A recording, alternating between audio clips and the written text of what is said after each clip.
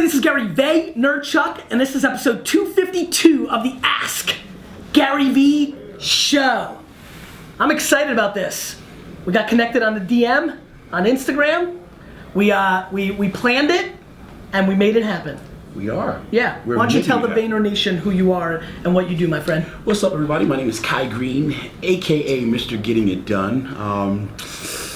I am a competitive athlete that had an opportunity to step into a larger possibility. Currently, we are working on a number of projects, and with that, I'm an owner of a company, Dynamic Muscles, supplement, acting, writing, and I am in awe of being here at the Gary Vee Show.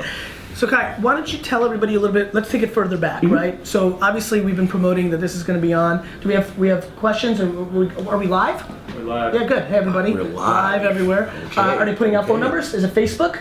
So Facebook, start putting out your phone numbers to get on the show and ask Kai a question.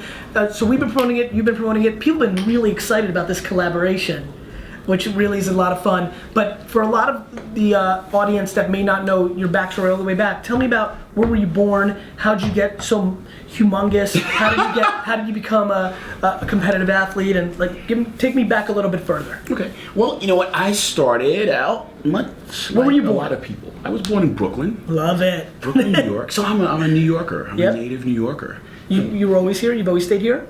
I moved around a little bit, but I grew up in Brooklyn.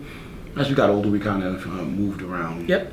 Got a chance to live out of state. And currently we spend a lot more time traveling, so abroad. So we get a chance to, because a lot of our business is international, we spend a lot more time traveling. But yes, I did grow up in Brooklyn, and I am in the process of trying to answer this question. I grew up in Brooklyn, born in What kind Brooklyn. of kid were you? What were you into? Were you into sports? Were you like into video games? Were you like quiet? Did you read? Like what was your jam? Let's call it 1st to 7th grade. 1st to 7th grade, I think we were set up with a lot of challenges. Originally, I was a ward of the state, so So real I guess hardcore challenges. as it could be imagined. I think the 1st to 7th grade, I think you spent a large part of the time just trying to become a little bit better adjusted, and Yeah. that was very elusive, very elusive. And you say we, you mean siblings? Yeah, you know, my brother and I were we were wards of the state, so we kind of At what age? I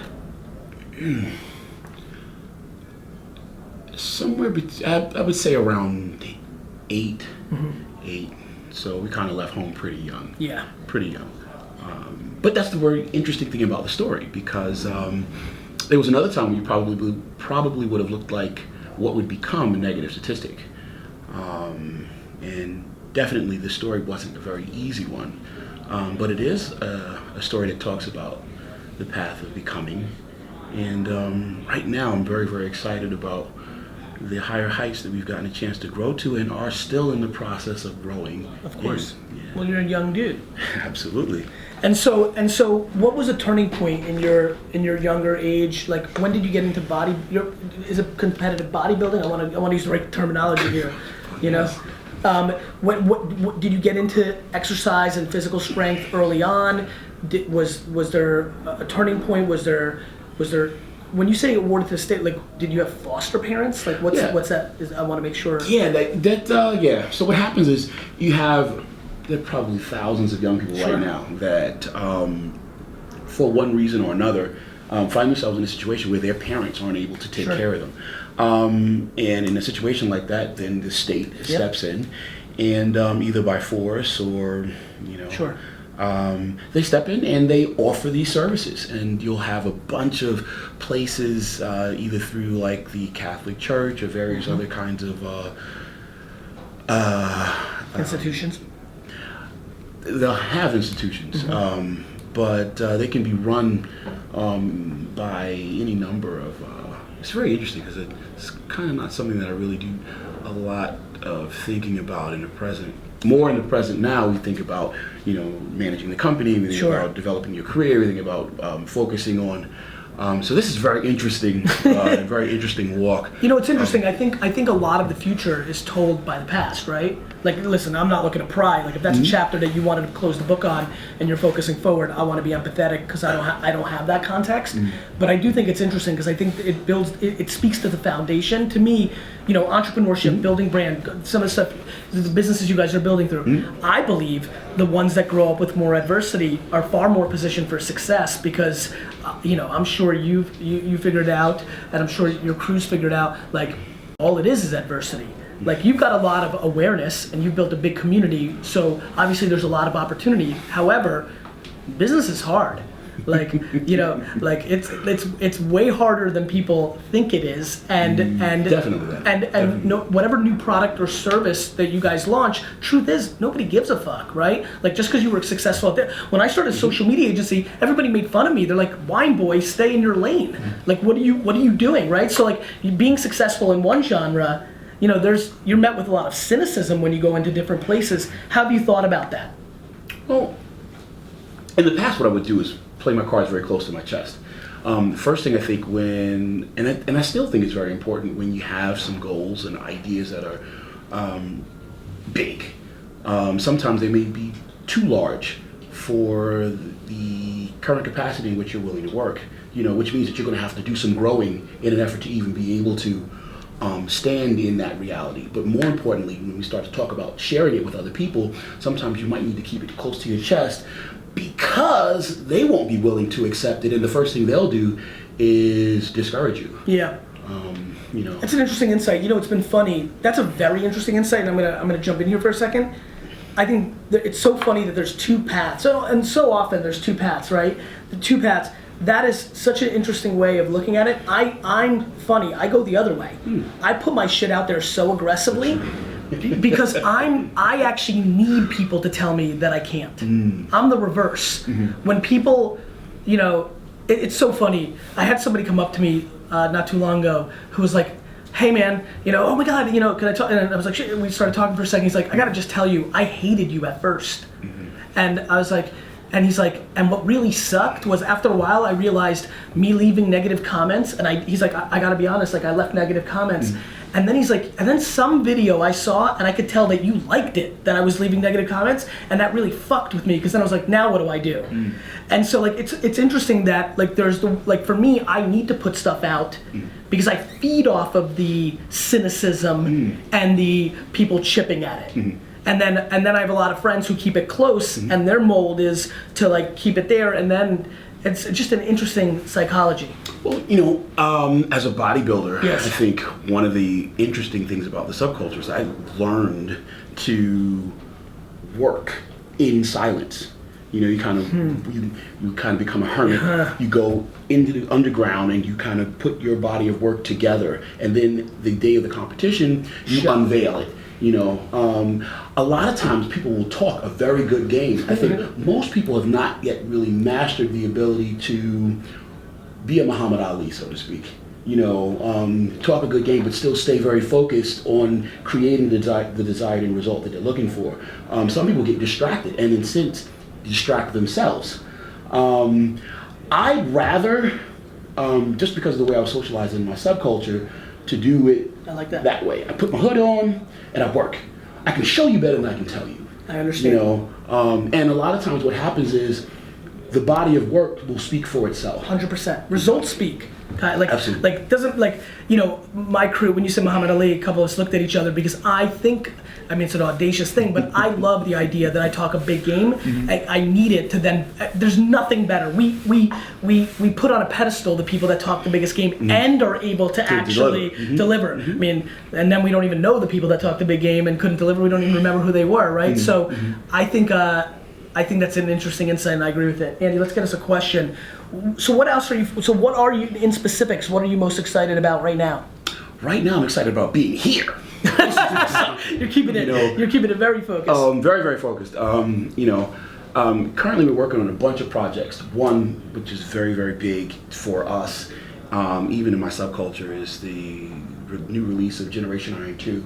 It's the second film where we get a chance to present for the subculture, everybody in the spotlight of working towards the achievement of their goal, and not necessarily just focused around winning a title or a show, but actually stepping up into life and aiming to be successful. And that's cool. When's that come out? Well, it comes out in May. We're actually going to Body Power this weekend, next week actually, to set up the premiere in the UK. Nice. Yeah. Love it. Got it? Dylan from Albuquerque. Dylan. Hello? Dylan, it's Gary Vee. You're on the Ask Gary Vee show with Kai. How are you? What's up, Dylan? Oh, shit. How's it going, Dylan? I was just watching the live stream like 5 minutes ago. And now you're on the show. Hey, Kai Greene, shout out to you too, man. Nice to see you in the magazine and shit. Like, you think dope, man. So what's your question, my friend? Hey, so I wanted to ask you about time management with entrepreneurship, like your daily routine, that kind of thing. So I'm managing, well, we have like a digital marketing agency, but between marketing and the whole prospecting, all the sales stuff, like, what would you say is your best advice on managing daily routine and time management? Kai, how do you think about your time management, your daily routine? Well, I think one thing you might want to think about doing is aiming to be early.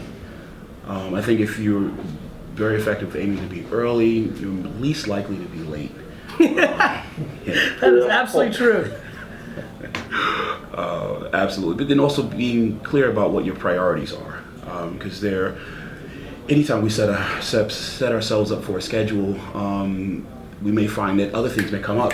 And there always are going to be things that will pull at your concentration. And I think the more successful you become with managing yourself, you become more attractive, which means that more things will pull at your concentration.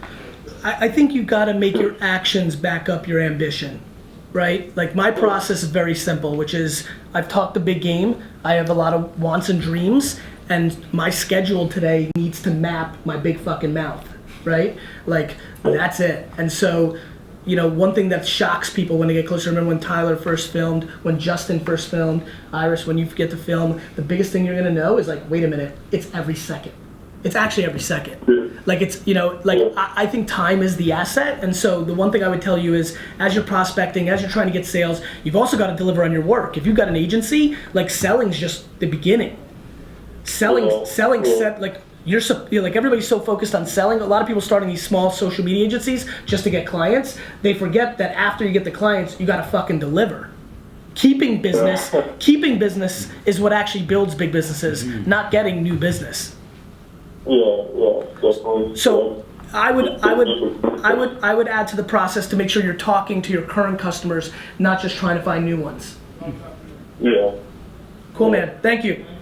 All right, let's keep going. That's good advice. You like that? Love that. I think farming. So hunting is very attractive, right? Like it's no different kind of than it's a little version of what you said, which is let the actions speak instead of the words. It's how I think about business. I'm a big talker, but from a business standpoint, people see me in my sales and all this, but it's the farming. It's the retaining clients. It's the meetings. It's the maintenance. Yeah, it's acquisition the is one thing. 100%. I get it. Who's this? Scott. Scott. See if Scott comes through. Hey, it's Scott Lair from Jacksonville, Florida. Is this the Gary Vee show? It sure is, Scott. And you're on with Kai Greene. How are you? It's the personality. Gary, gentlemen, it is an honor. Gary, I'll tell you something, crush it, changed my life. I appreciate it. And the one thing I love about you, Gary, is you engage with your followers, and I thank you for that. My pleasure. The number one question, thank you. And the number one question I have, Kai, is when you wake up in the morning and you don't feel like going to the gym, how deep do you have to go down and say, I've got to do this? I think it varies. I think there's. Do you go to the gym every day? Yes. Yes. Multiple times? Yes. Yeah. Yes. And this is what you do. Yeah, but I mean, also my ambition was to be the best in my craft, the best in my field, the best. And is that Mr. Olympia? Like, is that like what that is considered? Well, it was. It It's was. not as much anymore. Now, I like watching your team react to this because I don't have the subtext. So I'm like, what are they saying? Like, what's happening? See, 'cause the I'm thing like is- getting excited. I'm like, I gotta Google some shit after this interview. there's always the promotion thing. Yeah. You know that. That we're definitely not trying to indirectly do. Sure. To say that there was a time when, you know, to be the best athlete in the world, meant that we had to get up and follow a certain protocol. I get it. Is the most important way that I would like to answer that question. Please. And even now, whether it is the Mr. Universe, whether it's whatever said championship or not, reality is that in order to be the best, you have to be willing to give a certain amount of your concentration and your time dutifully every day to make that a reality. Do you struggle to go to the gym? What's his name? Scott. Yes, yes, I do actually, guys. Because I'm 55 years old. I want to look good. I want to stay healthy. And Gary, you inspired me to do that because I see you out there all the time, and you are moving. And I think when people just sit around all day, they become sedentary. Then you lose the battle. So yeah, I go to Planet Fitness here in Jacksonville 3 times a week to stay fit, not only for me and my wife, but for my upcoming grandchildren. I love that, man. I think that's great. My answer is that Jordan just keeps texting me until I get out of bed. That's my move. Scott, thanks for watching the show. I will say this. Please. I want to throw this at you, Scott, or anyone else that's listening. Let's get the next one. A lot of that is really about remembering what is important, being able to be in touch with your why. A lot of people have heard that stuff. But, I think whether you're a professional athlete or you're you want to be in good shape for your person that's saying, hey, I want to be in good health, I want to be in good shape, this is what I need to do. I think you're more likely to lose focus or more likely to want to stay in the bed and not go when you are not looking at the end result that you're looking for. 100%. When did you start working out for real? I started training when I was like 9. Really? Yeah. Jesus. I turned professional before I reached my 21st birthday. 9, Andy. You haven't worked out 9 days. This guy started working out. That's not true. I'm kidding. Who's this? Greene. Hey, it's Gary Vee, and you're in the Ask Gary Vee show with Kai Greene. Who's this, and where are you from? Oh man, this is super crazy. My name is Kenya. I really didn't think this was gonna happen at all. Well, you put your phone number in the stream. I mean, you had to think it had a chance of happening. Yeah, but there are like 300, 500 numbers. So. Well, where are you from, my man? I'm from San Antonio. Love it. Texas. What can we do for you? So my question, the one that I put in there, so I've been growing an advertising agency called Project Forward. Okay. And I was wondering, how do you find out how big of a client you should go for? I just started. I had 3 meetings this week. Nice. Well, I started like a year ago, but I just got to the point where I have You're clients getting serious. And stuff, so. Nice. So I have like 3 meetings this week. Even if I close all of them, I'll still they're very small. So I'm wondering, how do you find out how big of clients you should go for? And well, the answer is you should go for the biggest clients you can possibly get, right? You should go for Apple and BMW. What I think you're self-aware enough to know is that they're not going to hire you. So I think what you need to do is stretch your ambitions and stay practical at the same time. So I think what I just heard is I would have loved for you to have 5 meetings or 3 or 2 meetings of the way the 3 looked, and then 1 is the stretch goal, right? I think you should always ask, sliding into DMs, writing emails, putting out content that's a gateway to the agency. I think it's super important that you, what I did with VaynerMedia, to give you an example, is we started off and it was like $3,000 a month. And then people said yes. Mm-hmm. And then next meeting, no matter what, it was $4,000 a month. I just kept going until it became $15,000 a month. Some said yes, some said no. But I remember when I was at $11,000 a month, there was 7 or 8 meetings in a row that were no's. And I was like, I didn't feel like I should have went backwards. I still felt confident. I felt like 11 wasn't enough. Maybe 150, but not 11. And I hear people emailing me like, Gary, I'm really struggling. I don't think it's working. I think I have a bad idea. And I reply, I did some sales meetings and they didn't go well. I'm like, how many have you done? They're like, 2. And I'm like, let me get this straight. You've done 2 sales calls or sales meetings and they didn't go well, and you're questioning your entire shit? Right, Kai? I mean, how many, some days don't go good in the gym, right? It didn't go as well as you wanted to. Right. It didn't click, but, so I would say it's not about knowing how big you should go for, it's that you should try to go for as big as you can, then you service it, And if you can see that they're satisfied with it, now you have proof of concept that there's somebody in the world that's willing to pay you $6,000 a month and they're happy about it, which then means you have the potential to have a lot more people that are willing to do that. Understand? Awesome, yeah. So how did you figure out that first number, though, that first 3,000? I made it up. Okay. I was like, well, right. 3,000 sounds right. I fucking made it up. Right. You know, how'd you come up with your first number? The first person offered it to me, and I was like, oh, that's way more than I was expecting. So I'll just keep going with that. My man, that's how so many businesses have started. The way I started speaking, how much did I want? I made it up, and then it was too little, and I made up more, and it was still too little. Like, you know, you just go through it. It's called, stick with me here, experience.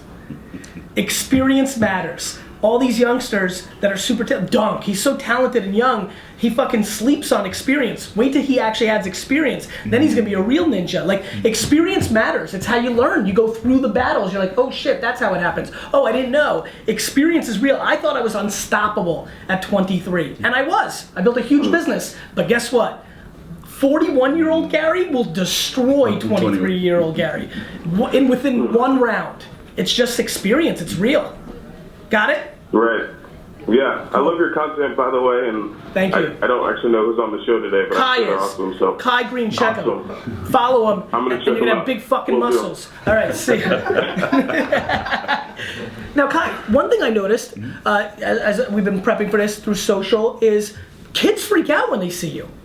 Like, I haven't, like, you know, like, I was really enjoying, like, seeing, like, that must feel amazing.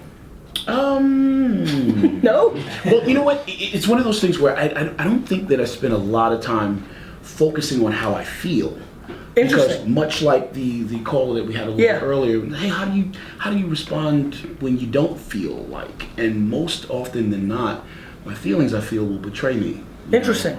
So I try not to rely on my feelings, and just try to be more consciously aware of the things that I want, my thoughts, and allow my thoughts to lead me. Recognize that I need to be able to control my thinking. So when I feel things that are telling me, hey, that usually is an indicator that I'm not focused where I need to be in order to make this thing the easier. I'm gonna jump on that in a minute. It's Gary Vee. You're on the Ask Gary Vee show. Who's this and where are you from? Gary, this is Brian Cronin. Brian, how are you? From Nashville. I'm doing good, man. How about you? Good. Say hello to Kai. Kai, what's up, man? How you doing, sir? I'm doing good. I actually just watched a documentary on you not too long ago on Netflix. Thank you. Mr. Olympia. Very impressive. How'd you feel about that, Kai? I'm just kidding. All right, what's your question, my man? Amazing. So I've got a client of mine who I've been running kind of the social media for his business. He owns a few gyms here in the Nashville area. He's a bodybuilder. He's won Mr. Tennessee, I believe, once or twice. And now he's come to me and is asking, Brian, how do I take my accomplishments and my personal brand and take it to the next level so I can, monetize that? How do I grow that? Do I, grow my social larger, start, looking for sponsors, selling supplements, so on and so forth? What does he want to push that towards? Is the accomplishment just financial, which is super fine? Financial. I don't want, yeah. Well, I think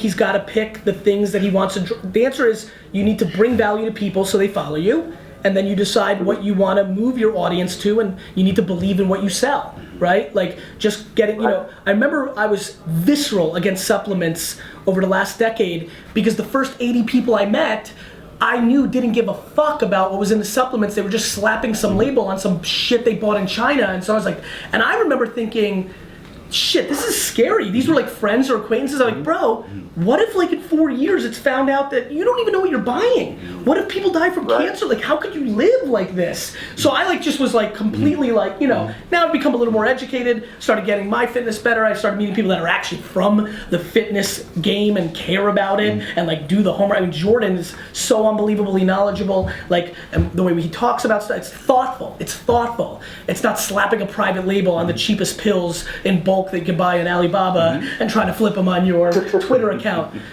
So I think the answer is very simple, my man. He needs to bring value to people, and you can only do so much because he has to bring value. It's not that you can manipulate that. And then he needs to decide what he wants to push that audience to, and he needs to feel good about it. So if he feels good that his gym's worth $2.99 a month, like the reason it's so easy for me to sell books is I just think it's really worth $14 fucking dollars. Like, you know, like you got to feel good about what you sell. So I would tell you, you need to get serious with him and not have a surface level conversation with him. You need to stress test the relationship and put him in a position that he has to understand that he has to first bring value to people on social, and then he needs to push them towards something he really believes in. And that takes time, not, hey Brian, get my social up so we make some money. Yeah. And do you think, and maybe Ty, you can answer towards this, is there a social media platform that you would want him to focus more of his time and attention on for that world? What's your thoughts on that?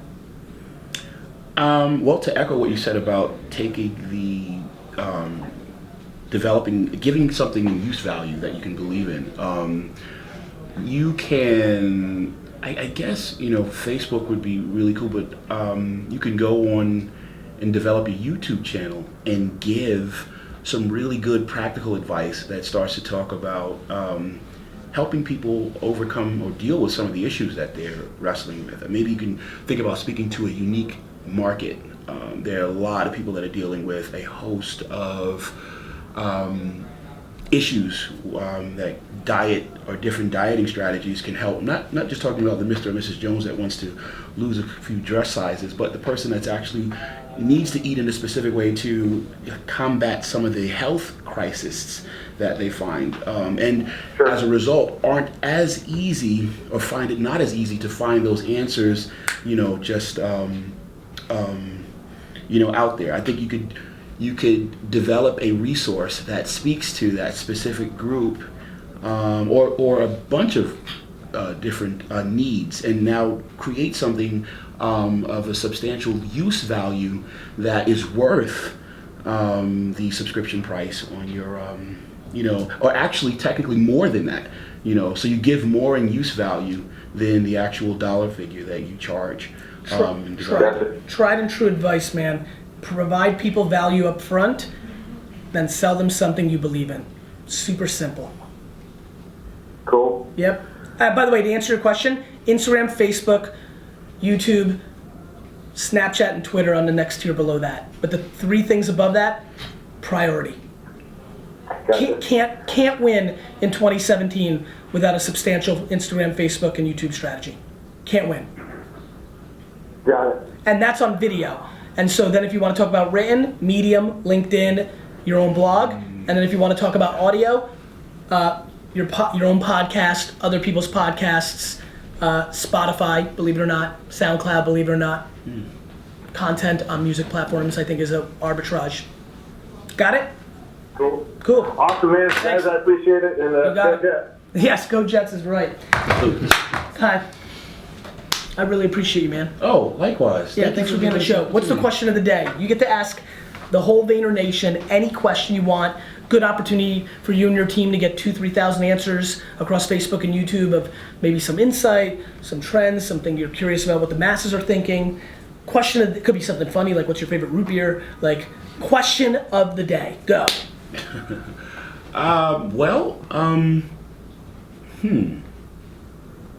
Will Kai answer this question directly or not? That's a joke. I saw some of that come through on social. Wow. You know, I really don't have one right at the top of my head. Question of the day. Are you ever curious what in your world? What are some of the themes that people are talking about or thinking about? In my world, I'm thinking about improving my game. In my world, I'm thinking about protein, how many grams of fat, how much hours. The commodity shit. But that's, you know, the stuff that doesn't matter. Recognizing that I am in control. You know, I decide what's going to happen or not. You know, I can plan effectively or ineffectively. I can stand in my own way or become my own most powerful ally. So I guess maybe the question of the day is, who are you? And who are you willing to be? I love that. I appreciate it. Okay, thank you. You guys keep watching. You keep asking questions. We'll keep answering them. On this episode, Kai Greene stops by. Cool. Hey, My man. thank you for your time. Such a pleasure. Glad we did this. A lot of fun. You enjoyed it? You are very, very, very sharp and quick. I like that. I appreciate You it. really do. This is I appreciate it. Cool. Can we get a photo of both of you Yeah, guys? yeah. Cool. Awesome. Let's got 1, 2. Got it. Cool. cool. One more, guys. We're gonna run 1, 2. we gotta go. Man, That was fun. great opportunity. Yeah, man. You are the real deal. Thank you, my man. Appreciate that. Appreciate me up if you guys need me for anything. Thank you, guys. Yeah, Thank good you. luck to you guys. Thank you guys.